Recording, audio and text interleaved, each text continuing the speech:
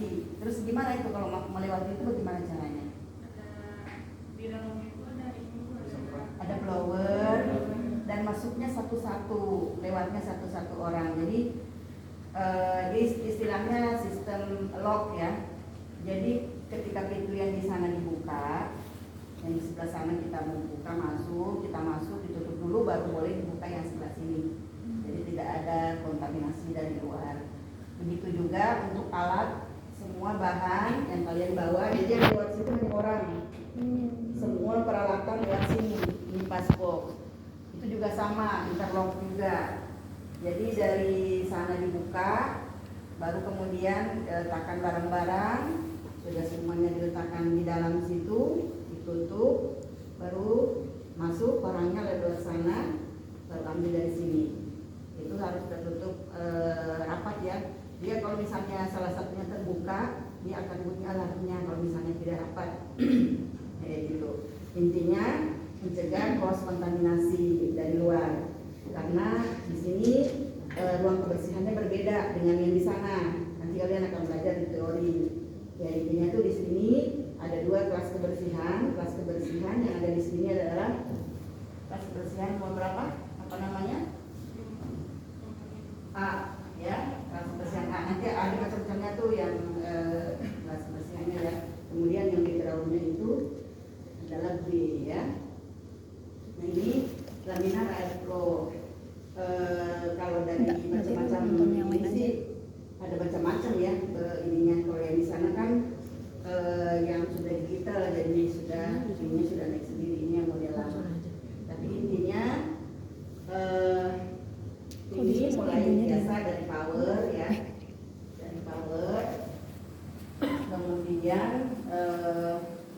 kalau operasi yang kalau kita mau operasikan secara betul itu dimulai dengan menyalakan UV dulu.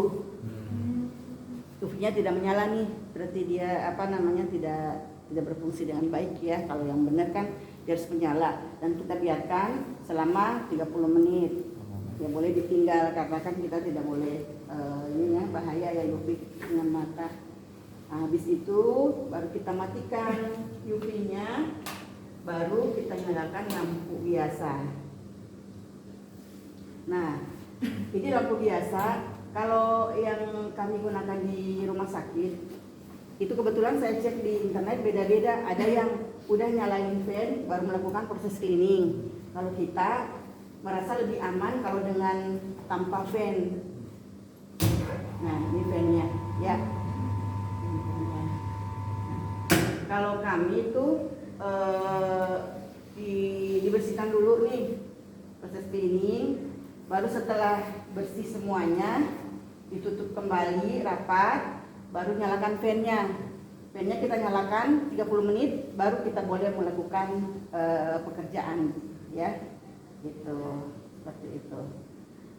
Tapi sebenarnya sih kalau misalnya mau dinyalakan fan-nya, kayaknya sih nggak terlalu berpengaruh ya, nggak terlalu berpengaruh. Cuman kalau menurut saya sih lebih aman aja kalau misalnya fan-nya dimatikan dalam keadaan ketika kita cleaning.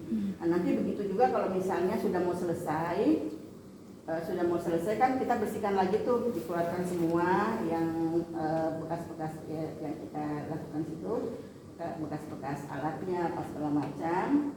Kemudian fan-nya kita matikan, kita bersihkan, lampunya kita matikan, baru kita power off. Kembali lagi seperti itu. Nah, di sini tadi sudah ya, ada fan, ada lampu biasa, ada UV. UV dinyalakan tuh maksudnya sebenarnya untuk steril juga. Dia 30 menit itu untuk mensterilkan juga. Nah, di sini tuh nih ini pengukur tekanan. Ini dia bisa mengukur kalau misalnya fan-nya dinyalakan. Fan itu kan mengalirkan udara ya. Di situ di dalam itu ada HEPA filter. Jadi dia menyaring udara yang masuk di sini. Nah, kemudian ini adalah pengukur tekanan. Maksudnya apa tuh, tekanan apa? Ada yang ngerti? Tekanan dalam alat. Ya, tekanan udara yang harus ada di sini harus bertekanan Lebih tinggi. ya lebih tinggi atau positif ya dari tekanan yang di luar. Karena kenapa? Karena nanti aliran udaranya Ya, katakanlah lagi-lagi lebih karena rendah. tidak boleh ada kontaminasi. Ya prinsipnya kan tekanan mengalir dari Tinggi ke rendah. tinggi ke rendah. Jadi dia harus positif, lebih tinggi daripada yang di sini. Begitu juga yang di sini harus lebih tinggi daripada yang di luar. Di sini juga sebenarnya secara instalasi harusnya ada juga HEPA filter. Di instalasi aliran udara sini juga harus ada HEPA filter. Nah, ini adalah pengukur tekanannya.